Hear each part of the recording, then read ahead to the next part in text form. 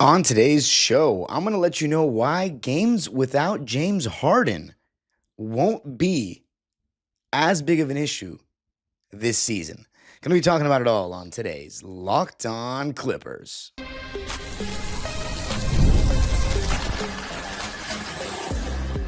You are Locked On Clippers, your daily Los Angeles Clippers podcast, part of the Locked On Podcast Network, your team every day.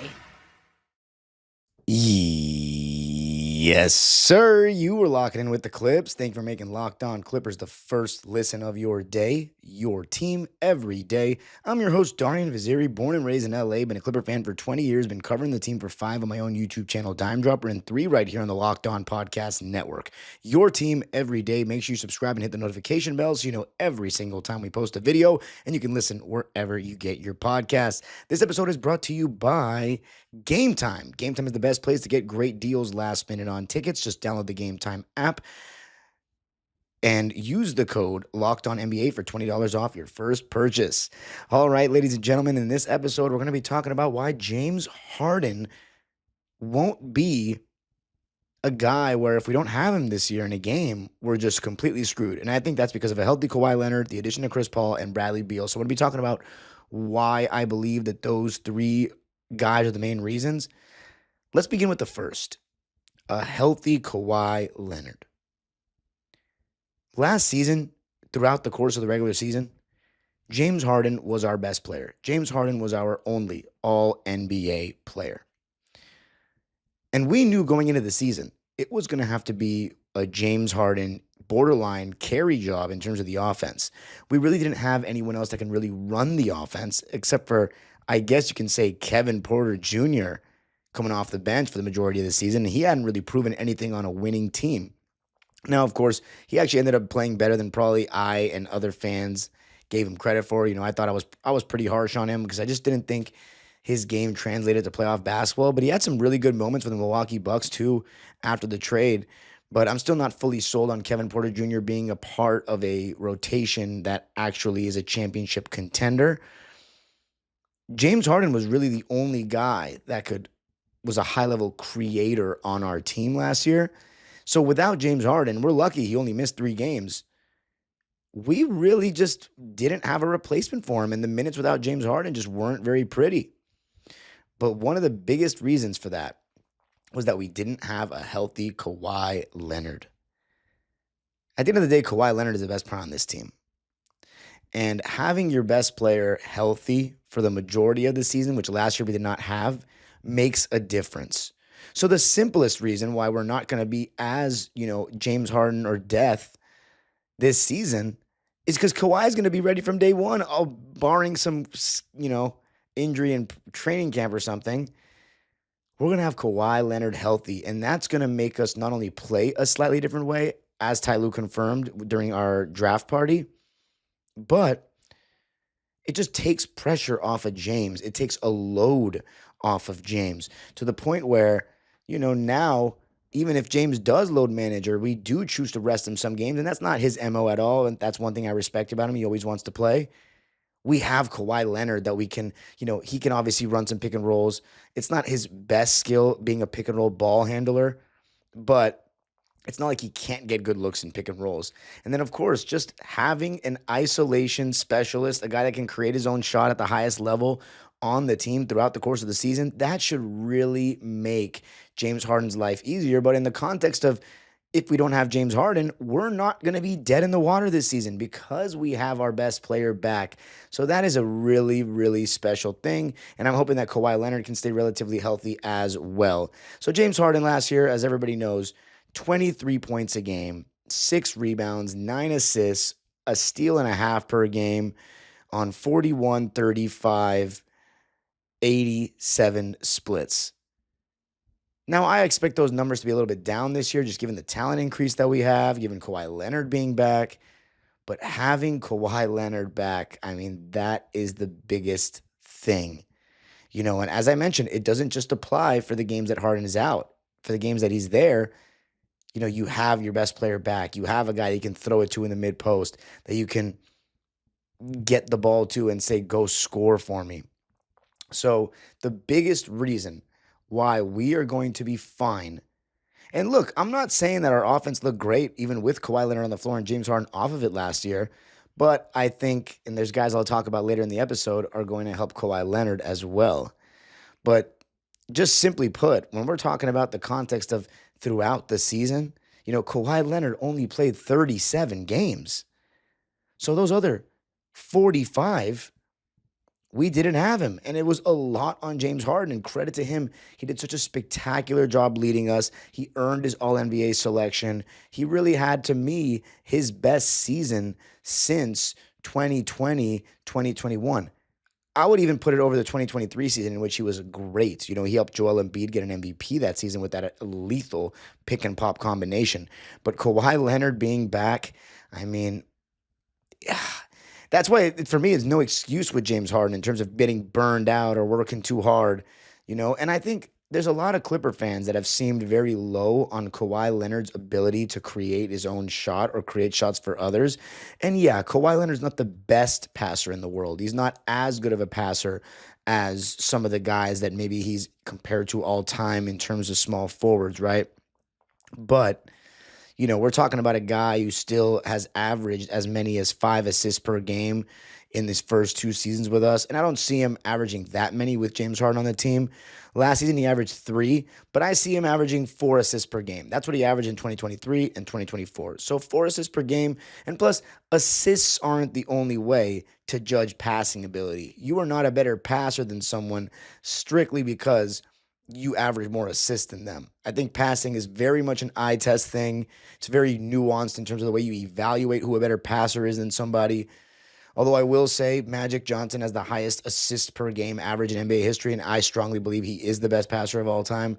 But yes, Kawhi Leonard being healthy is the number one reason why I believe that even if we don't have James Harden in games, we are not dead in the water the way we were last season. But coming up, maybe an even bigger reason why we're going to be fine without James Harden. We have another pick and roll Mount Rushmore guy on this team this year. Going to be talking about the impact of Chris Paul coming up. I got to tell you a little something about game time. We've all been there waiting to see if we're going to go to a game last minute. You don't know who can come with you. You don't know if you're going to go alone. You don't know if you even want to go. Maybe you don't know what time you're going to get off work, all that stuff. And game time is the place to find solutions to these problems, if you consider them problems. Game time makes getting game and concert tickets faster and easier than ever because prices actually drop as it gets closer to showtime. And you can save up to 60% off with their killer last minute deals. In terms of showtime, I saw Shohei at Dodger Stadium in game 1 of the NLCS last year. And you know what I used because I didn't know who could come with me? Game time. And I got a ticket, and I was talking to my friend about it when I was at the Dodger game on Saturday. I got a ticket for less than $200, not a terrible seat, for NLCS Game 1 of a World Series run. So I'd say that's not a bad deal, and I got it on Game Time. Take the guesswork out of buying concert and show tickets with Game Time. Download the Game Time app, create an account, and use code LOCKEDONNBA for $20 off your first purchase. Terms apply. Again, create an account and redeem code LOCKEDONNBA for $20 off. Download the Game Time app today. Last minute tickets, lowest price, guaranteed. All right, so talking about why we won't be dead in the water this season without James Harden. Somebody I didn't even mention in that first segment? Ivica Zubac. We talk about Kawhi Leonard being fed and being able to get his own shot. We need to totally change the way that we approach games to start the season in terms of what we consider Ivica Zubac as a shot creator. Because, yeah, you don't think of bigs as shot creators in the sense of like, setting other guys up or, running pick and rolls, obviously, unless you're Nikola Jokic. But when we're talking about generating our own shot, because that's what Norman Powell wasn't great at or isn't great at. Ivica Zubac is now a guy that you can dump it down to, and he can score one-on-one against just about anyone in the league. And by the way, last season, just to prove my point, we were 0-3 without James Harden. 0-3. So we didn't win a game without him. And again, we're lucky that he played 79 games. So we got to be prepared for him to play less this year. And if I'm being honest, I would prefer him to play around 70. Get some rest days. And I'm not pro resting. I just think James, the way he plays, is so taxing the way he chooses to play, which is a lot of having the ball in his hands and running the offense and a lot of dribbling, that he needs, some games off. And it'll be hard to convince him to do that, but we're playing for the long haul. We want him to be rested in the playoffs. We want him to not have the, he's out of gas conversation like we talked about in Game 7. But Zubac is a guy that now we know, because it kind of was like something that manifested over the course of last season where we got more, and when I say we, I mean the coaching staff, became more trusting of Ivica Zubac in the post, right? I've talked about it at length, and on this show, I've beaten it like a dead horse. Ivica Zubac took his game to another level offensively when he added that left-handed jump hook to his repertoire about 2 years ago. Now you can turn over either shoulder. You're pretty unguardable in the post. There aren't that many guys in today's NBA that can turn over either shoulder in the post, which is a very underrated skill that we don't talk about enough when it comes to skill sets. Because teams used to just hug Zubac's left shoulder, and then he would just travel or not know what to do. So now we have a guy that we can dump it down to in the post, and he can get his own shot, or what we're seeing more of now is draw double teams, which is exactly the whole point of what the pick and roll does. Because what the pick and roll does is you set a screen, someone's got to help unless they're going under the screen. And James Harden, he's such a good shooter that teams obviously will go over the screen, in which case somebody, whoever's guarding the roller, needs to step up, which that puts 2 on the ball. And the basic math, what happens when you have 2 guys on the ball? Somebody is open. And that's the whole point. When you post up Ivica Zubac, you're going to draw 2 on the ball now. If he can make the right reads out of that double team and we can space the floor well. I thought sometimes we had really poor spacing last year on some of these double teams. That's something that definitely will get better with the addition of Bradley Beal and Brook Lopez. Although when Zoo is in the game, I don't see too many minutes of Brook Lopez. But the whole point is to get 2 on the ball. If Zoo can make those reads out of the post, then we're getting good shots. And I think now going into this season, we know he can do that. This is a guy who got a triple-double at a game I went to last season. You can check out that vlog right from the wall.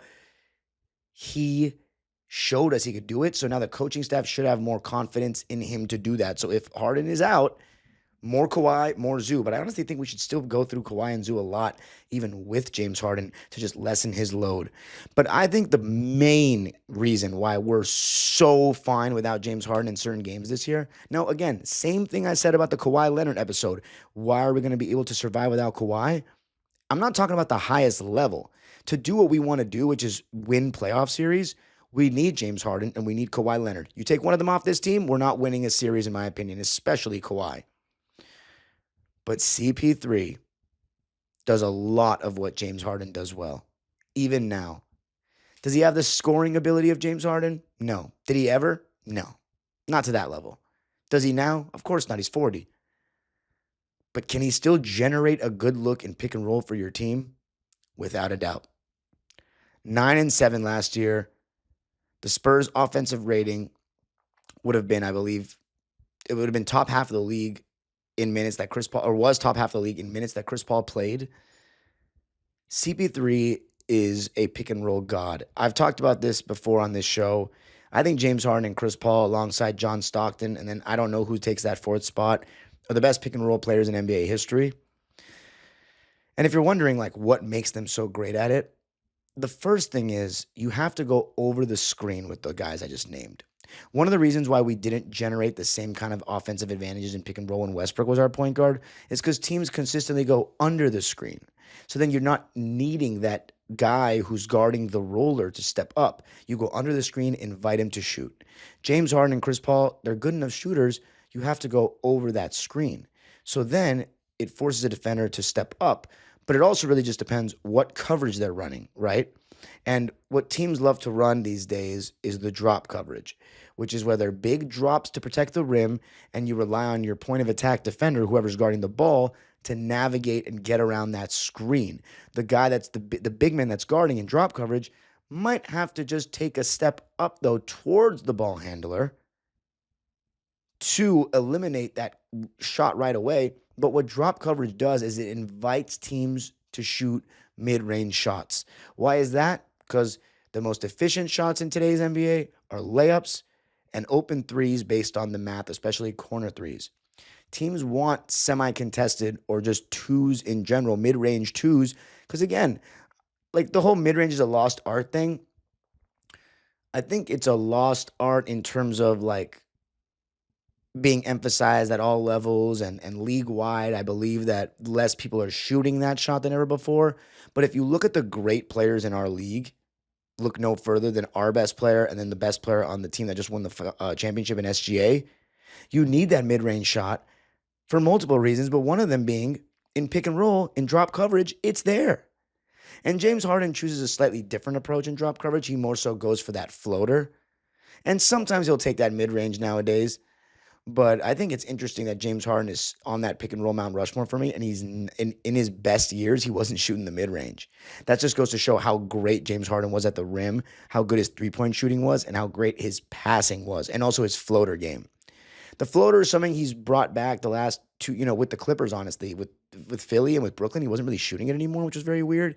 But CP3, everyone knows, and Clipper fans know the best, when he's coming off a screen and he's invited to take that mid-range, that shot is money, especially going to his right. That right elbow where he turns his body in the air and, that squares to the basket. I mean, how many points? I would like to see what percentage of Chris Paul's points all time came on that right elbow mid-range against drop coverage defense. I mean, he's just a killer of drop coverage with that shot.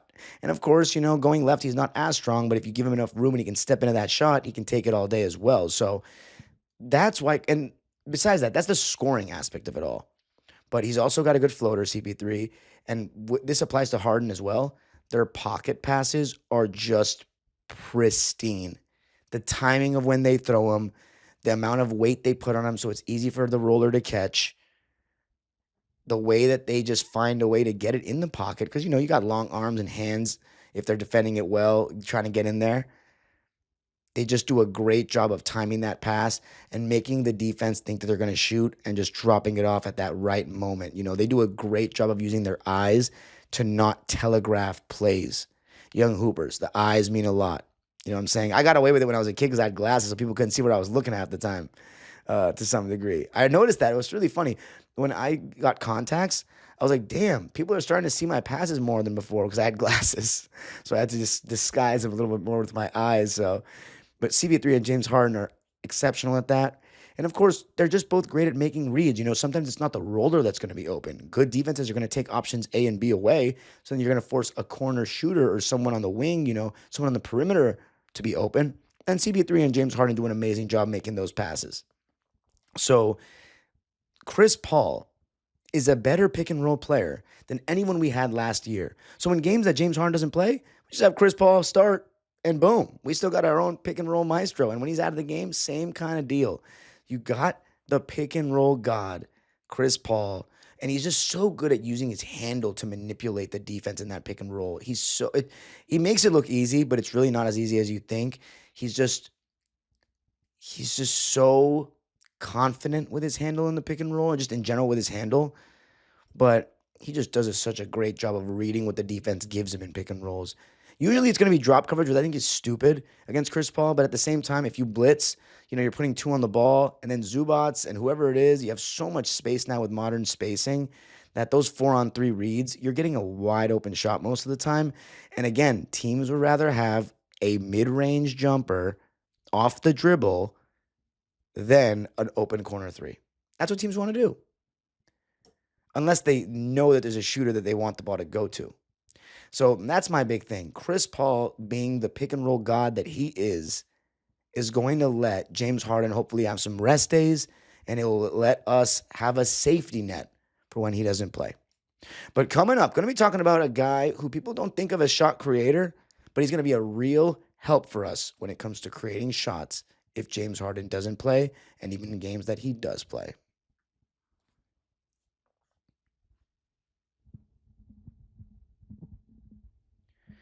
All right. So talking about how we're going to survive in games without James Harden, given that we went 0-3 without him last year, and we just didn't look like the same team with him off the floor. Hence the reason why he averaged 35 minutes a game. And at age 36, we do not want James Harden playing that many minutes.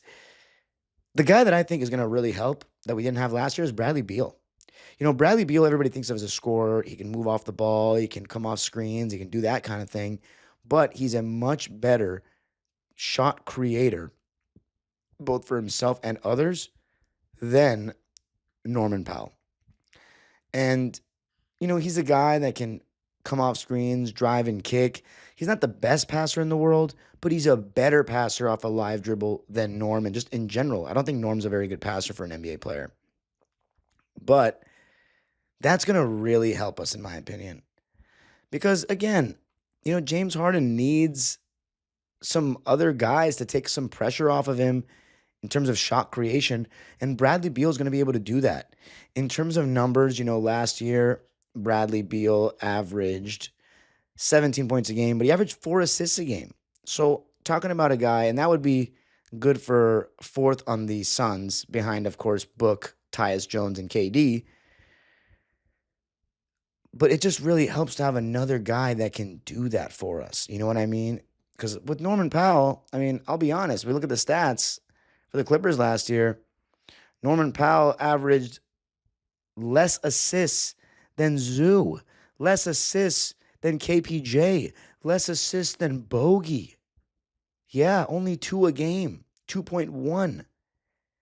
Bradley Beal has much more capabilities, or has a lot more capabilities to make reads in the pick and roll. So if James Harden doesn't play, we have a starting lineup of Chris Paul, Bradley Beal, Kawhi Leonard, John Collins, Zoo. Beal just gets more on-ball reps. Problem solved. And again, I think the biggest thing, and I probably should have led with it, but I think healthy Kawhi just means more, and I want to give Kawhi his due props because of who he is. But having Chris Paul, I just think that's the biggest safety net for Harden not playing games, because pick and roll Mount Rushmore guys. Like, they're that good when it comes to this. But Bradley Beal is another guy that if you play drop coverage, you can come off screens and just pop. You know what I'm saying? He's a money off the dribble mid-range guy. Norman Powell is not really that. You know what I mean? So Brad Beal, I think he's going to really help in that regard. So we really, and I got to give Lawrence Frank and Trent Redden a lot of credit. They went out there and checked off all the boxes. If this guy's hurt, well, we got this. If this guy's hurt, well, we got this. Well, who another guy who was indispensable last year was Ivica Zubac. Should I do an episode on what we're going to be able to do with him? Without him, I should say. I don't think so, because it's really a simple answer. We have Brook Lopez now. And so when Zubac doesn't play, Brook Lopez slides in. He's a starting caliber center. Maybe you can say not on a championship team anymore, of course, but he is definitely good enough to start in the NBA, and he's coming off our bench. He's never been a bench player in his entire career.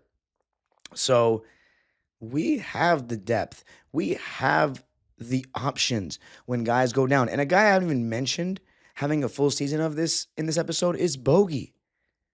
Bogey's another guy who we brought because he can handle the ball a little more than a Terrence Mann.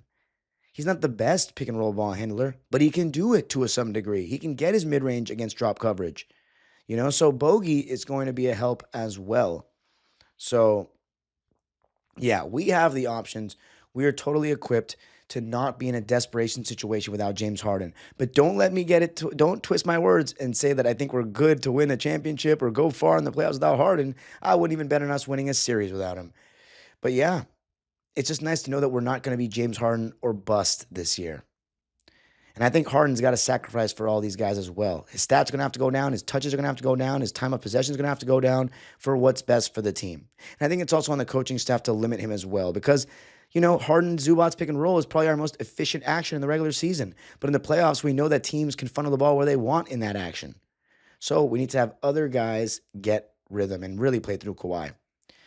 But yeah, that is my opinion on how we're going to be able to compete in games that James Harden doesn't play.